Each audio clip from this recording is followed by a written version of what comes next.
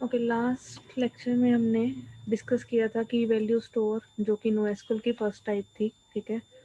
Second type है tabular और third है डॉक्यूमेंट बेस्ड। पहले हम डॉक्यूमेंट बेस्ड को कर लेते हैं क्योंकि हमारे MongoDB जो है वो उसी में आता है, ठीक है। तो first of all document based store होता क्या है, जिसमें डॉक्यूमेंट्स की फॉर्म में, मतलब फाइल्स की फॉर्म में डाटा स्टोर हो। टेबुलर डाटा नहीं होगा, डायरेक्ट डाटा जो जैसे हम माइक्रोसॉफ्ट वर्ड की फाइल बनाते हैं, PDF बनाते हैं, या XML की हेल्प से जो भी डाटा जो टेबुलर फॉर्म में ना लिखे हम, वो उस टाइप का डाटा अगर हमने स्टोर करना है, ट्री टाइप स्ट्रक्चर में करना है या किसी और स्ट्रक्चर में करना है, तो उस केस में हम document based store database use करते हैं। डाटा जो है वो डॉक्यूमेंट्स और कलेक्शंस की फॉर्म में होगा। कलेक्शंस में आपके एरेज भी आएंगे, लिंक लिस्ट भी आएंगी, साथ में स्टैक, क्यू, ट्री, ग्राफ, ये सारा कुछ आएगा कलेक्शंस में। Basically collections refers to collections in data structure, जो हमारे डाटा स्ट्रक्चर में कलेक्शंस हमने पढ़ी थी वो सारी आएंगी, ठीक है। नेक्स्ट पार्ट इज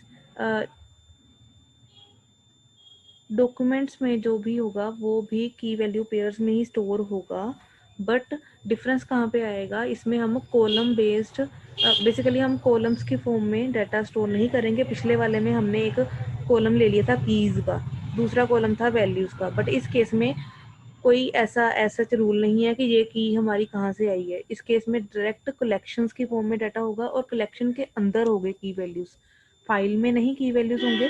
फाइल के अंदर पहले कलेक्शंस होंगे, कलेक्शन के अंदर, अगले डायग्राम से ज़्यादा क्लियर होएगा, वेट फॉर दैट डायग्राम। उससे पहले हम बाकी पॉइंट्स देख लेते हैं। पहले each document doesn't have to be in same structure as other documents.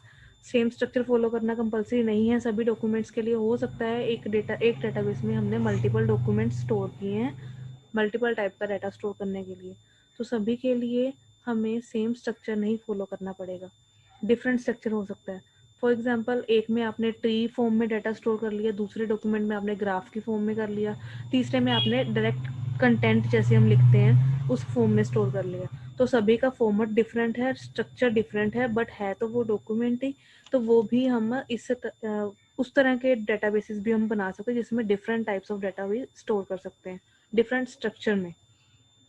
Due to this, to add additional data, one can simply add more documents without having to change the structure of entire database. Means अगर हम data SQL की बात करें relational databases में, तो उस case में हमें पहले अपना बताना पड़ता था कि मैंने एक डेटाबेस बनाया, तो उसके बीच में हम जब भी टेबल डिफाइन करते हैं तो बताते हैं कि टेबल में कौन से कॉलम की कौन सी डाटा टाइप होगी, कितनी उसकी रेंज होगी, उस पर कोई प्राइमरी की या फिर कोई और नोट नल वाली कुछ कंडीशंस लगानी है, कंस्ट्रेंट्स लगाने हैं या नहीं लगवाने, वो सारी चीज़ें हम बताते हैं। बट इस केस में हमें ऐसा कुछ भी करने की ज़रूरत नहीं पड़ेगी। क्यों? क्योंकि हमारा डॉक्यूमेंट जो है वो अपने आप में एक एंटिटी है, और उसे डिफाइन करना, उसकी डाटा टाइप या उसका कैसा स्ट्रक्चर होगा या उसमें किस तरह का डाटा हम स्टोर कर सकते हैं, ये सारा कुछ बताने की ज़रूरत कोई नहीं है।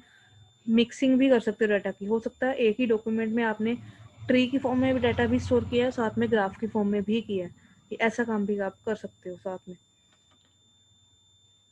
Next is documents are grouped into collections. Documents को कलेक्शंस का एक ग्रुप बनाते हैं। बेसिकली कलेक्शन रेफर्स टू, आप ये बोल सकते हो कि ये फोल्डर्स हैं, फोल्डर के बीच में डिफरेंट डॉक्यूमेंट्स हमने स्टोर कर दिए, तो फोल्डर का नाम हम इस बार कलेक्शन लेंगे। जैसे जावा में हम जब भी वो हमारा फोल्डर्स होते थे तो हम क्लासेस बोल देते थे, या फिर हम बोल देते थे कि इम्पोर्ट करनी है कोई फाइल्स, ठीक है, तो वो भी कलेक्शंस की फॉर्म में ही होती थी। सेम वही पार्ट है यहाँ पे भी, ठीक है। Next is document based document databases provide a querying function to search collection of documents with particular attributes.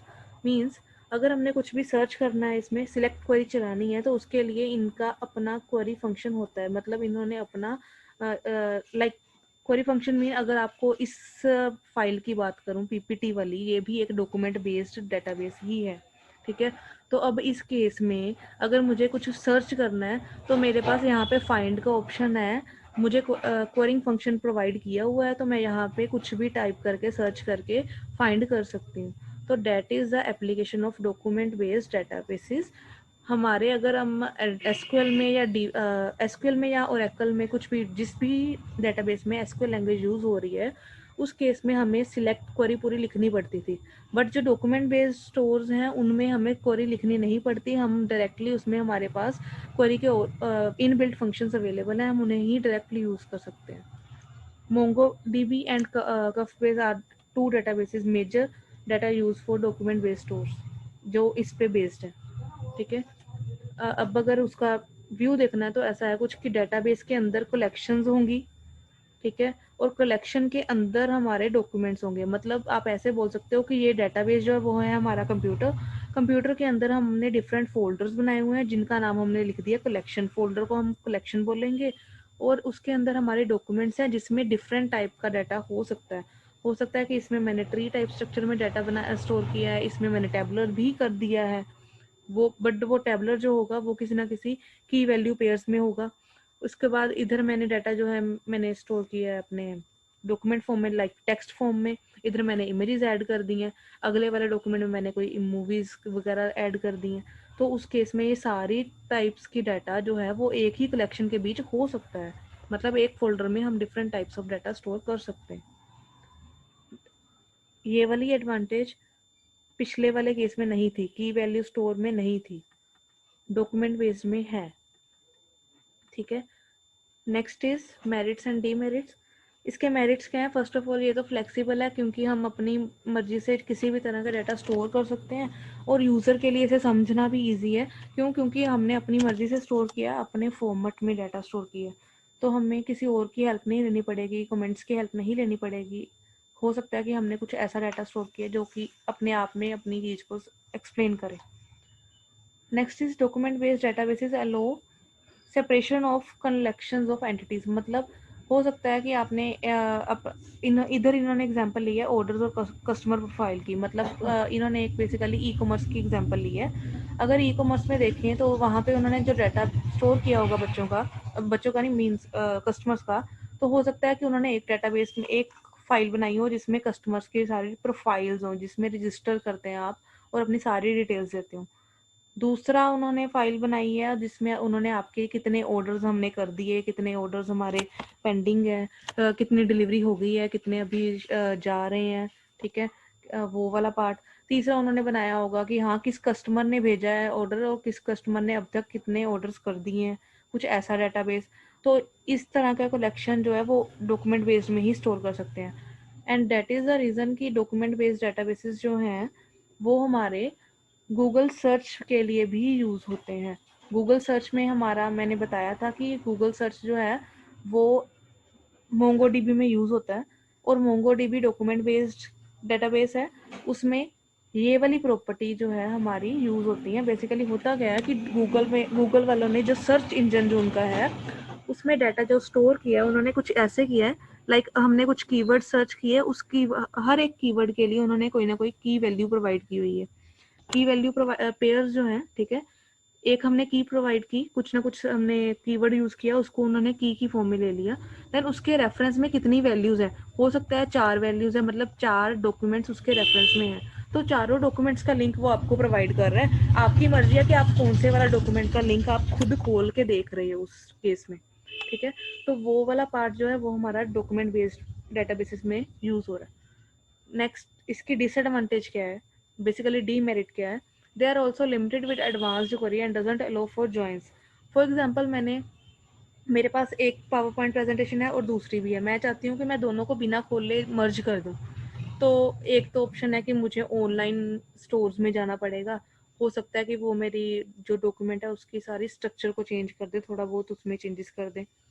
दूसरा ऑप्शन और कोई नहीं है इसके अलावा, या तो मुझे खोलना ही पड़ेगा। तो उस केस में ये हमारी फंक्शनिंग को लिमिट कर देता है। बट अगर टेबुलर फॉर्म की बात करें, डाटा की टेबुलर फॉर्म वाला, तो उस केस में क्या होगा, हमें पता है कि हमने कॉलम्स बनाए हुए हैं, दोनों टेबल्स में कॉलम्स हैं, तो वो अगर हम बिना खोले भी उसे मर्ज करना चाहें तो ज्वाइंस की हेल्प से हम उन्हें मर्ज कर देते हैं। ज्वाइंस आपने किए हुए हैं डेटाबेसेस में, वही वाले joins, outer join, inner join, ठीक है, वो वाले ज्वाइंस जो थे वो सारे हमारे इसी काम के लिए यूज होते थे, जो कि इसकी लिमिटेशन है।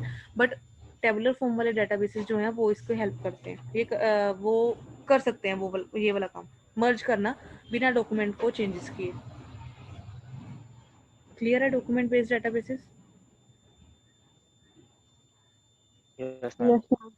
ओके, नेक्स्ट है कॉलम बेस्ड डेटाबेसेस। इसमें आएंगे कुछ कॉलम्स की फॉर्म में डाटा स्टोर किया है, बट हमें एग्जैक्ट नहीं पता कि डाटा उसमें कितना है।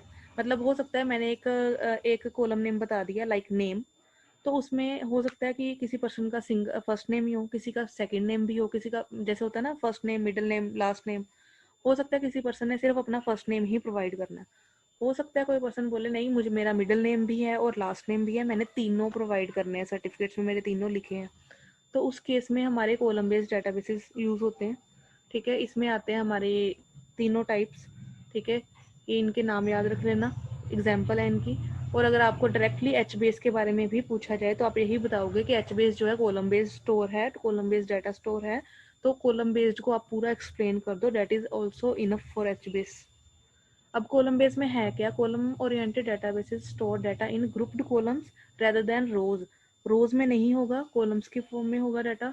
ठीक है, they use a concept of key space which is similar to schema in relational model. अब की स्पेस है क्या, इसमें मल्टीपल कॉलम फैमिलीज होंगी। कॉलम फैमिलीज मीन जैसे मैंने अभी एग्जांपल दी कि फर्स्ट नेम लास्ट नेम और मिडिल नेम वाली, ये तीन कॉलम्स हैं, इन तीनों का कम्बिनेशन है एक key space.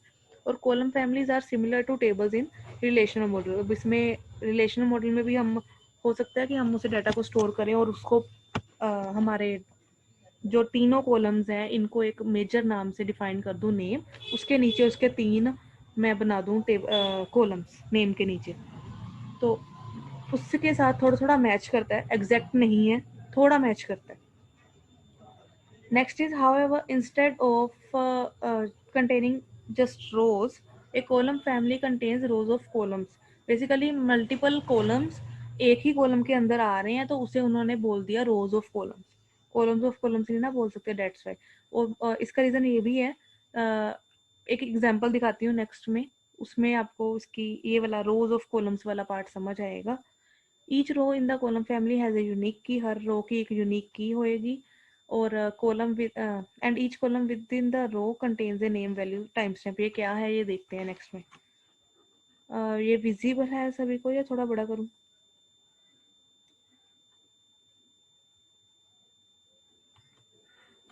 Okay okay okay,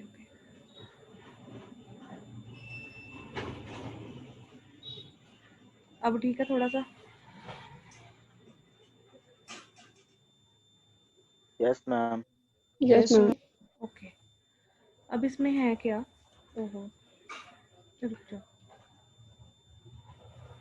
ठीक है, अब हमारी एक कॉलम फैमिली है, हमारी की स्पेस में मल्टीपल कॉलम फैमिलीज होंगी, और एक कॉलम फैमिली के अंदर भी मल्टीपल टाइप का डाटा। अब आप इसे इसी फॉर्म में पढ़ना है तो इसी फॉर्म में पढ़ लेना, नहीं तो आप अपने वाली एग्जांपल भी ले सकते हो, फर्स्ट नेम लास्ट नेम वाली। हो सकता है एक कॉलम फैमिली हमने बनाई उसमें जिसका नाम है जी हमारा नेम, यहाँ पे है हमारा नेम, नेम के आगे क्या आ गया, यहाँ पे आ गया first name middle name last name. ठीक है, तो फर्स्ट नेम को भी एक ना कोई एक आईडी मिलेगी, लास्ट मिडिल नेम को भी कोई ना कोई आईडी मिलेगी, और लास्ट नेम को भी कोई ना कोई आईडी प्रोवाइड होगी। ठीक है, और होगा क्या बेसिकली, डाटा जो है अगर हमें रिट्रीव करना है तो उस केस में मुझे जस्ट उसका एक तो पेरेंट नेम पता होना चाहिए, जैसे नेम था यहाँ पे हमारे केस में, और यहाँ पे उनकी एक कोई भी आईडी, जिस भी चीज़ को मैंने रिट्रीव करना है, मैंने फर्स्ट नेम अगर रिट्रीव करना है सर्च करना है तो मैं नेम और उसके साथ उसकी आईडी प्रोवाइड करूँगी, तो वो अपने आप उसके ईमेल मतलब फर्स्ट नेम प्रोवाइड कर देगा। इन्होंने जो एग्जांपल ली बेसिकली इन्होंने ली है मल्टीपल पर्सन्स का डाटा स्टोर करने के लिए। हर कॉलम फैमिली में डिफरेंट टाइप्स ऑफ कंज्यूमर्स है, लाइक हो सकता है फर्स्ट कॉलम फैमिली है जिसमें हमारा जो ई कॉमर्स में अगर एग्जांपल लें जो फूड प्रोडक्ट्स के हैं वो उनके लिए हैं, ये है हमारे जो क्लोथ्स के लिए शॉपिंग करते हैं, ये वाली कॉलम फैमिली है जो हमारे ग्रोसरी वगैरह के लिए स्टोर के लिए करते हैं। ठीक है, ये है ब्यूटी प्रोडक्ट्स के, ये है हमारे इलेक्ट्रॉनिक्स प्रोडक्ट के। तो इनमें से किसी एक के बारे में हमने अगर देख रहा है तो मल्टीपल पर्सन होंगे उनके बारे में डाटा जिसका हमारे पास स्टोर होगा उसी एक के बीच में। लाइक हमने अगर इलेक्ट्रॉनिक्स की बात करें, इलेक्ट्रॉनिक्स का सामान जो है वो मल्टीपल पर्सन जो है वो देख सकते हैं, खोल सकते हैं, ठीक है, मतलब कर सकते हैं, बाय कर सकते हैं, जिन्होंने लास्ट टाइम किया था। तो अब उन्होंने क्या क्या इन्फॉर्मेशन अपनी प्रोवाइड की थी जब उन्होंने बाय करना था, ईमेल एड्रेस किया था, जेंडर किया था, एज किया था फर्स्ट पर्सन ने, सेकंड वाले ने सिर्फ ईमेल एड्रेस और जेंडर किया, एज नहीं बताई उसने, हमने रिक्वायर्ड नहीं किया फील्ड तो उसने नहीं बताई। थर्ड वाले पर्सन ने ईमेल एड्रेस प्रोवाइड कर दिया पर जेंडर एज नहीं दिया उसने, कंट्री और हेयर कलर। बेसिकली यहाँ पे कॉलम्स के नेम डिफरेंट हो गए बट जो मेजर नेम है दैट इज नेम, यहाँ पे हर किसी का नेम गिवन है।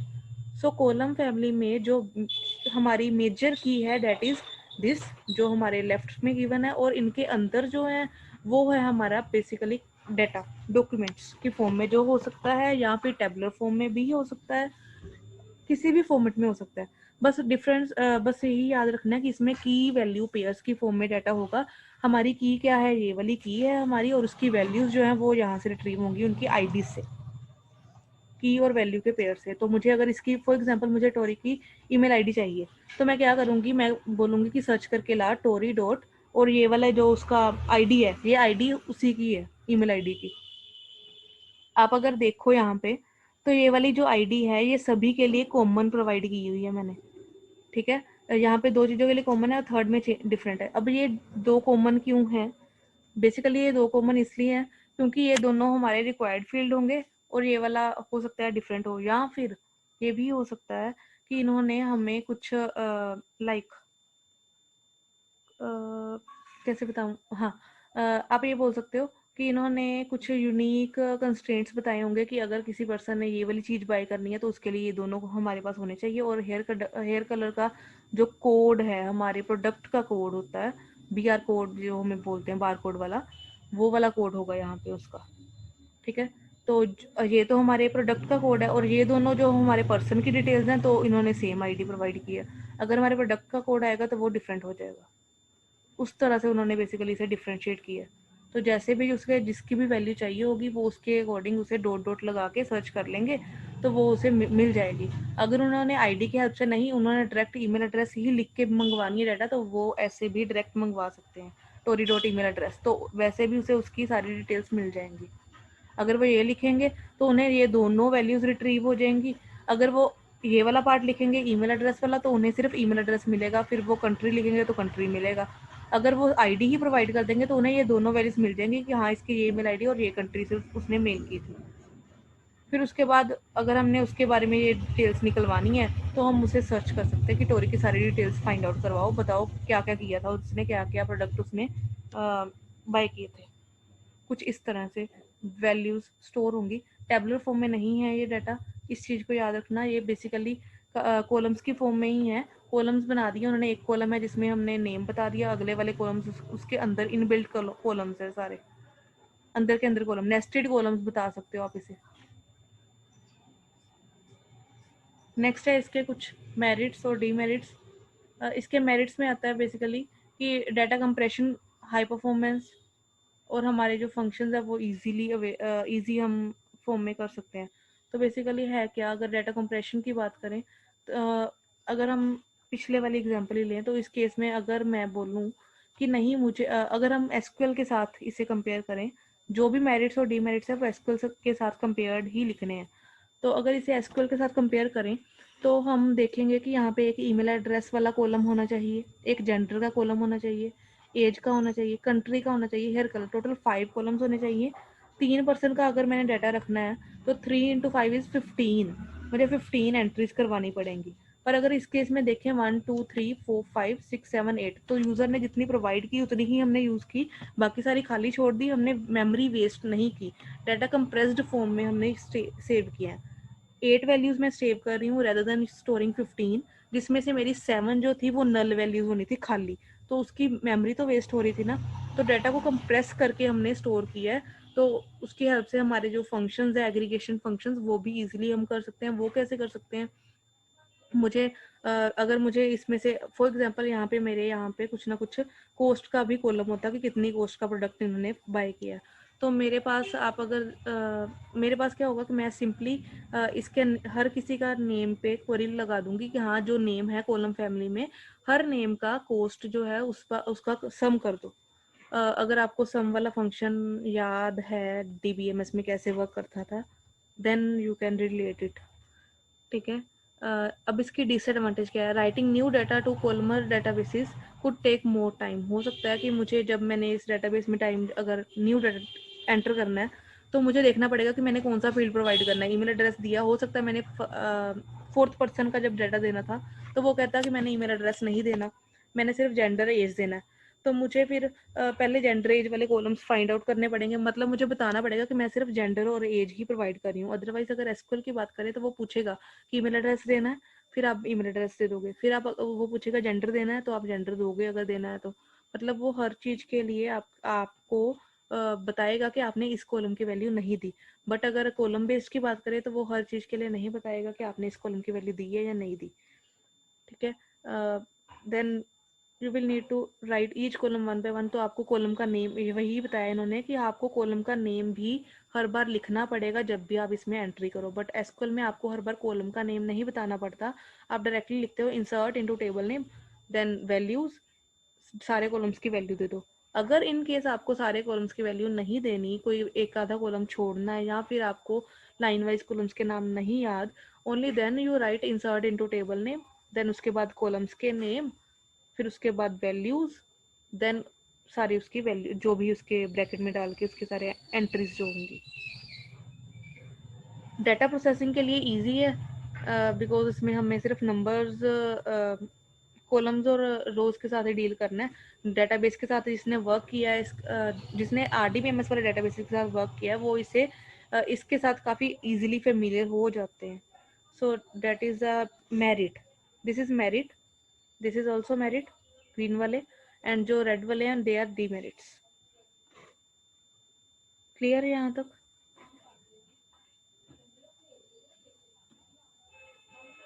किसी को कोई doubt? Yes ma'am. No ma'am. No ma'am. Okay, next part है हमारे अच्छा इससे पहले हम अपना पहले बुक वाला पार्ट देख लें कि बुक में क्या क्या गिवन है।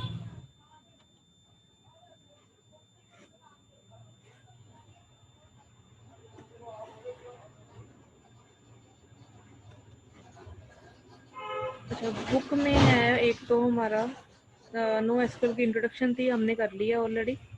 उसके बाद उन्होंने एक एग्जांपल दी है, आप ये वाली एग्जांपल एक बार पढ़ लेना कि नो एसक्यूएल और रिलेशनल डेटाबेसेस में कैसे डाटा डिफरेंशिएट होता है, ये एक बार आप पढ़ना खुद। देन उसके एडवांटेजेस हैं, हमने ऑलरेडी एडवांटेजेस नो एसक्यूएल की कर ली हैं, फ्लेक्सिबल है, स्केलेबल है, हाई परफॉर्मेंस है, हाई फंक्शनल है। डिसएडवांटेजेस भी हैं उसकी कुछ, वो हमने बता दी थी कि थोड़ा डिफिकल्ट है क्योंकि हमारा फॉर्म स्ट्रक्चर्ड फॉर्म में नहीं होगा डाटा सारा। फिर उसके टाइप्स आ गई थी, एसक्यूएल के टाइप्स में आता है आरडीबीएमएस और ओलैप आता है। ओलैप के बारे में आपको अभी नहीं करना, इसके बारे में सिर्फ इसकी फुल फॉर्म याद रखना कि ओलैप होता है जो हमारा एसक्यूएल में यूज होता है, आरडीबीएमएस की फॉर्म में होगा, ऑनलाइन एनालिटिकल प्रोसेसिंग होता है और ये रियल वर्ल्ड में यूज होता है। अगर आपने इसकी एग्जाम्पल कभी लिखनी पड़े आपको, बाई चांस पेपर में पूछ लें, वैसे तो आएगा नहीं, अगर बाई चांस जैसे आईडब्ल्यूटी में बाहर से भी आ गए थे काफ़ी क्वेश्चंस, तो अगर उस केस में आपको ओवरलैप के बारे में पूछें तो आप ये बता सकते हो कि ये एक क्यूब है जो हमारी डिफरेंट एंटिटीज़ को एक दूसरे के साथ ज्वाइन करता है। इसमें एग्जांपल मोस्टली पता क्या करते हैं, लाइक हम एक स्टोर में गए सामान लेने, तो उस केस में आप अगर देखो वहाँ पे, तो अगर आपके पास कहीं पे ब्रेड पड़ी है तो ब्रेड के आसपास ही कहीं ना कहीं बटर भी होगा, मिल्क भी होगा, एग भी होगा, क्योंकि कई लोग ब्रेड के साथ बटर खाते हैं, ब्रेड के साथ मिल्क लेते हैं, कई लोग ब्रेड के साथ एग लेते हैं। ठीक है, तो जो जो चीज़ें ब्रेड के साथ लोग बाई करते हैं वो उसके जस्ट आसपास ही पड़ी होंगी, दूर नहीं रखी होंगी। वो इसलिए क्योंकि उन्हें पता है, उन्होंने काफ़ी पहले जो थ्योरी की इसके बारे में, तो चेक किया उन्होंने कि जो भी पर्सन ब्रेड लेने आता है उसे वो इनमें से कोई ना कोई एक चीज़ जरूर लेके जाता है साथ में। तो वो बेसिकली करते हैं कि ओलेफ क्यूब की हेल्प से हर एंटिटी को उसके आसपास वाले, बेसिकली आप देखो अगर यहाँ पे मैंने जहाँ पे कर्सर रखा है तो हो सकता है यहाँ पे उन्होंने ब्रेड लिखा हो, उसके साथ कौन कौन सी एंटिटीज जो हैं वो पर्सन बार बार लेके जाता है, वो सारे उसके साथ वाले जो ब्लॉक्स हैं उनमें लिख देते हैं। तो वो जब भी उन्हें फिर दोबारा से उस स्टोर में कुछ भी डाटा अरेंज करते हैं या फिर सामान अरेंज करते हैं तो वो उसी फॉर्म में करते हैं ताकि कस्टमर को इधर उधर ना जाना पड़े और साथ में हमारी सेल भी ज़्यादा हो सकता है कस्टमर के पास ऑलरेडी बटर हो, बट जैसे ही उसने देखा कि नहीं वहाँ पे मिल्क भी मिल रहा है, चलो मैं ले ही जाता हूँ, बाद में मुझे दोबारा नहीं आना पड़ेगा, तो वो साथ में वो भी ले लेता है। ठीक है, तो इस तरह के बेसिकली काम जो है वो ओलैप क्यूब की हेल्प से मैनेज करते हैं कंपनीज जो करती हैं, स्टोर्स वाली। और नो एसक्यूएल में हमने पढ़ा अभी की वैल्यूज वाला एक पार्ट था, ठीक है। दूसरा पार्ट हमारा डॉक्यूमेंट वाला किया, थर्ड हमने कॉमन स्टोर किया। ग्राफ वाला जो है वो इन सभी में इम्प्लीमेंटेड होता है। ग्राफ बेसिकली ग्राफ की फॉर्म में डाटा एक के साथ दूसरा सभी कनेक्टेड है आपस में। अगर आपको याद हो CN में आपने में भी ग्राफ बेस्ड आपने किया होगा, आईपी एड्रेसेस कैसे जाते हैं ग्राफ की फॉर्म में, करवाया था किसी ने राउटर्स का या फिर कुछ करवाया हो?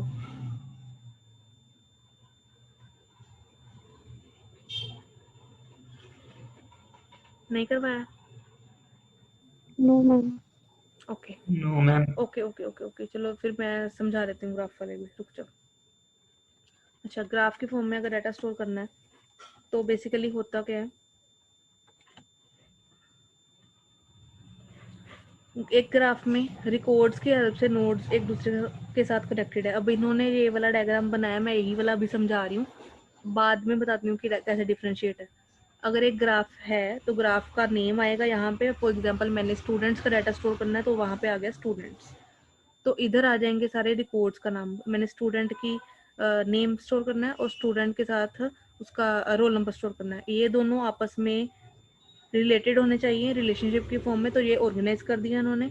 और इन सभी की जो वैल्यूज होंगी वो नीचे इन्होंने गिवन नीचे दी होंगी यहाँ पे, ये सिर्फ कॉलम्स के नाम होंगे और उनकी जो वैल्यूज होंगी वो नीचे होंगी।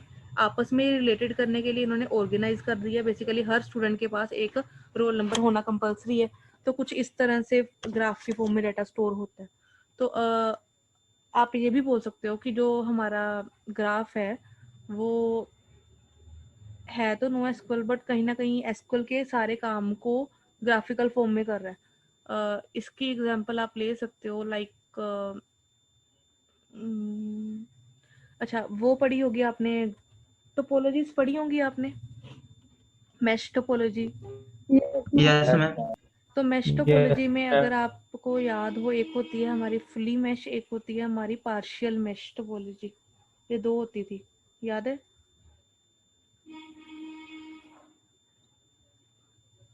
फुली मैश प्रॉपर्टी और पार्शियल मैश दो थी, ठीक है।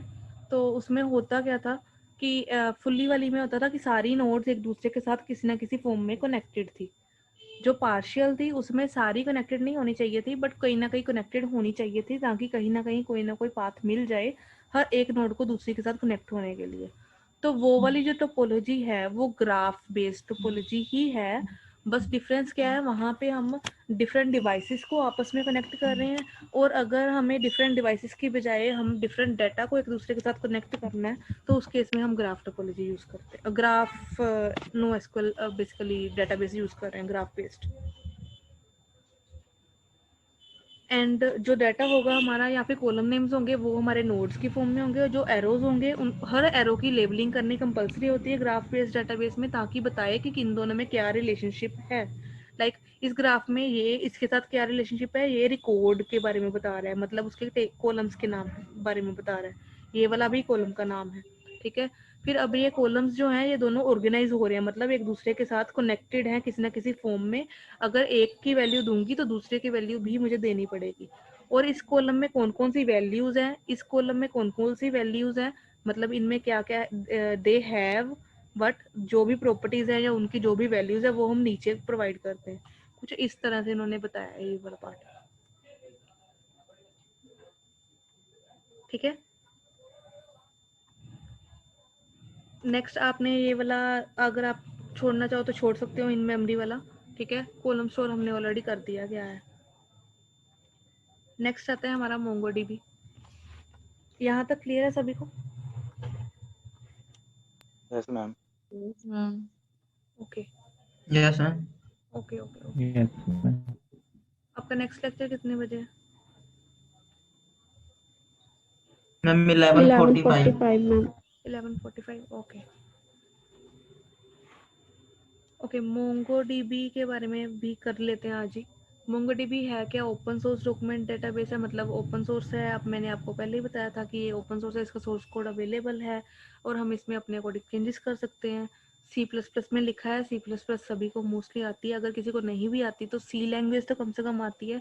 C++ में सारा वही है, प्लस थोड़ी सी क्लासेस का कंसेप्ट है और कुछ नहीं है, ठीक है। तो कोई भी पर्सन जिससे एटलीस्ट सी आती है वो C++ का कोड लिख सकता है, थोड़ा सा जस्ट उसे ओवरव्यू की ज़रूरत पड़ेगी। तो ये हम अपने अकॉर्डिंग उसके सोर्स कोड में भी चेंजेस करके अपने अकॉर्डिंग उस डेटाबेस को वर्क करवा सकते हैं। हाई परफॉर्मेंस या हाई अवेलेबिलिटी ये हमने ऑलरेडी कर लिया, क्योंकि MongoDB जो था हमारा वो डेटाबेस हमने पढ़ लिया पहले ही अपने डॉक्यूमेंट बेस्ड डेटाबेसेस में। अब इसकी टर्मिनोलॉजीज कुछ आती हैं, लाइक डेटाबेस है, इस डेटाबेस का मतलब क्या है वो उन्होंने बताया कि फिजिकल कंटेनर है, कलेक्शंस की फॉर्म में डाटा स्टोर करेगा, ठीक है। कलेक्शन के बीच में हमारी फाइल्स होंगी, ठीक है। तो वो फाइल्स जो हैं वो एक कलेक्शन के फॉर्म में होंगी, और डॉक्यूमेंट्स जो होंगे उनमें की वैल्यू पेयर्स होंगे। वो भी हमने वो डायग्राम जो किया था वही वाला डायग्राम इसमें आप बना सकते हो, क्योंकि MongoDB एक डॉक्यूमेंट बेस्ड स्टोर है, तो वो उसी में उसकी सारी प्रॉपर्टीज इसमें आएंगी खुद। कलेक्शन क्या है, बेसिकली डॉक्यूमेंट्स का कलेक्शन होता है, बेसिकली डॉक्यूमेंट्स का ग्रुप है, ठीक है। RDBMS के टेबल, RDBMS में डिफरेंट टेबल्स एक डेटाबेस में आते थे, इस केस में हमारे जो कलेक्शन है उसके बीच में डिफरेंट डॉक्यूमेंट्स आएंगे। देन डॉक्यूमेंट क्या है, डॉक्यूमेंट में एक्चुअल में की वैल्यू पेयर्स हैं, एक्चुअल में डाटा जो है डॉक्यूमेंट्स की फॉर्म में होगा। डॉक्यूमेंट्स में कोई भी डाटा हो सकता है, किसी भी स्ट्रक्चर की फॉर्म में हो सकता है कि वो ट्री फॉर्म में हो, ग्राफ में हो, या फिर फाइल की फॉर्म में ही हो, या फिर इमेज की फॉर्म में हो, कुछ किसी भी स्ट्रक्चर में डाटा स्टोर कर सकते हैं। तो वो है हमारा डॉक्यूमेंट। इसके एडवांटेजेस थी, एक तो स्कीमा लेस है। स्कीमा लेस का मीनिंग क्या है कि इसमें हमारे कोई डॉक्यूमेंट, ये मैंने आपको MCQ में भी डाला था कि MongoDB स्कीमा लेस और स्कीमा फुल या स्कीमा बेस्ड ऐसा कुछ डाला था। तो अब याद रखना कि MongoDB जो है वो स्कीमा लेस डेटाबेस है। स्कीमा लेस का मीनिंग क्या है कि बेसिकली हमारे डिफरेंट डॉक्यूमेंट्स एक दूसरे पे डिपेंडेंट नहीं हैं अपना डाटा स्टोर करने के लिए। लाइक मैंने आपको बताया था कि एक डॉक्यूमेंट में हम ट्री टाइप फॉर्म में डाटा स्टोर कर सकते हैं, दूसरे में हम ग्राफिकल में कर लो, तीसरे में आप टेक्स्ट फॉर्म में कर दो, तो चौथे में आप इमेज फॉर्म में कर लो, फिर सभी डॉक्यूमेंट्स को कंबाइन करके एक ही कलेक्शन के बीच में स्टोर कर लो। तो कोई भी हमने स्पेसिफिक स्कीमा, स्पेसिफिक स्ट्रक्चर नहीं हमने फॉलो किया, तो that is the case of schemaless, ठीक है। Number of fields, content, size of document can differ from one document to another, यही इसकी डेफिनेशन है स्कीमालेस की, कि हमारे सभी डॉक्यूमेंट्स के नंबर ऑफ फील्ड्स सेम होने कंपलसरी नहीं है। कंटेंट किस तरह से स्टोर किया है वो कंपलसरी नहीं है सेम होना। हर डॉक्यूमेंट का साइज सेम हो ये भी कंपलसरी नहीं है, ये सारा कुछ डिफर कर सकता है हर डॉक्यूमेंट में। तो that is why it is known as schemaless database. Structure सभी ऑब्जेक्ट्स का क्लियर होगा, क्यों? क्योंकि सभी अपने आप में डिपेंडेंट है, किसी पे डिपेंडेंट नहीं है। लाइक इन SQL फॉरेन की जो है हमारी प्राइमरी की पे डिपेंडेंट होती थी, MongoDB में ऐसा कुछ नहीं है, कोई किसी पे डिपेंडेंट नहीं है, सभी अपने आप में इंडिपेंडेंट है। नो कॉम्प्लेक्स ज्वाइंस, कोई ज्वाइंस नहीं यूज होंगे, इसकी थोड़ी सी डिसएडवांटेज वही थी जो हमने डीमेरिट पढ़ा था कि जिसमें ज्वाइंस अवेलेबल नहीं है। डीप क्वेरी एबिलिटी, हमारे पास ऑलरेडी सर्च करने के लिए फाइंड का ऑप्शन था, ठीक है। ऐसे ही अगर हमने रिप्लेस करना है, मतलब अपडेट करना है अपने डाटा को, वो भी हमारे पास PPT की एग्जांपल से मैंने बताया था आपको कि फाइंड कर सकते हैं, वैसे ही आप रिप्लेस भी कर सकते हो। तो क्वेरी एबिलिटी इसकी काफ़ी है, ट्यूनिंग बनाए रखता है हमारे साथ, जैसे जैसे हम करें वैसे कहेंगे वैसे ये चेंजेस कर देगा। कोई रिस्ट्रिक्शन नहीं बताएगा आपको कि नहीं आपको ऐसे नहीं ऐसे लिखना है डाटा। लाइक SQL में वो बताता है कि आपको अगर आप यूजर नेम में अगर आपने बाय चांस गलती से वैरकेर की जगह करेक्टर टाइप लगा दी, तो आप वैरकेर नहीं स्टोर कर सकते, मतलब आप उसमें 1 2 3 नहीं लगा सकते, सिर्फ आपको करेक्टर्स ही लिखने पड़ेंगे।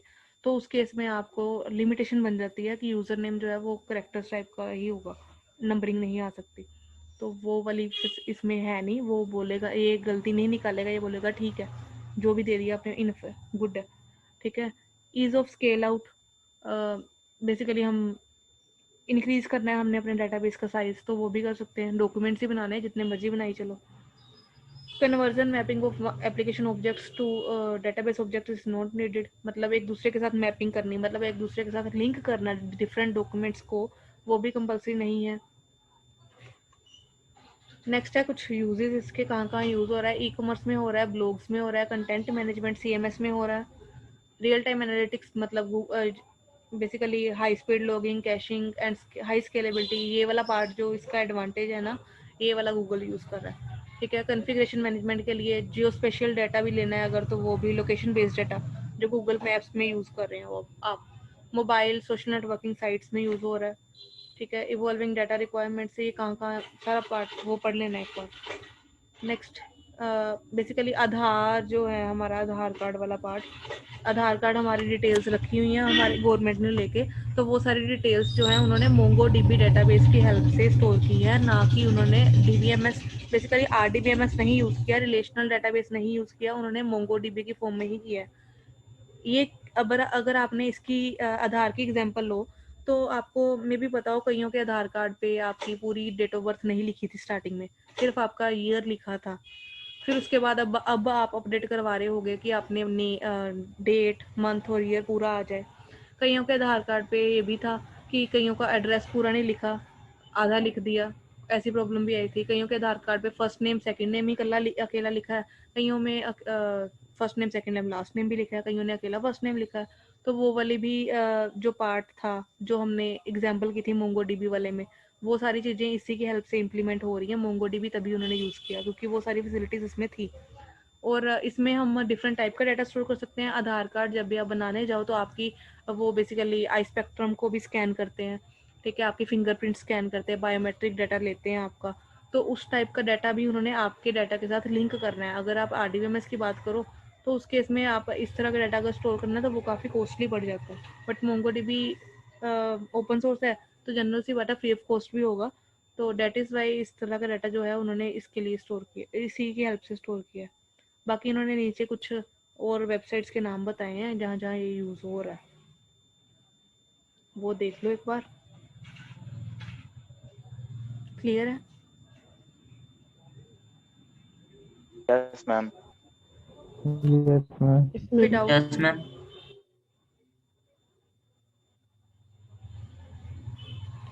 Any doubt?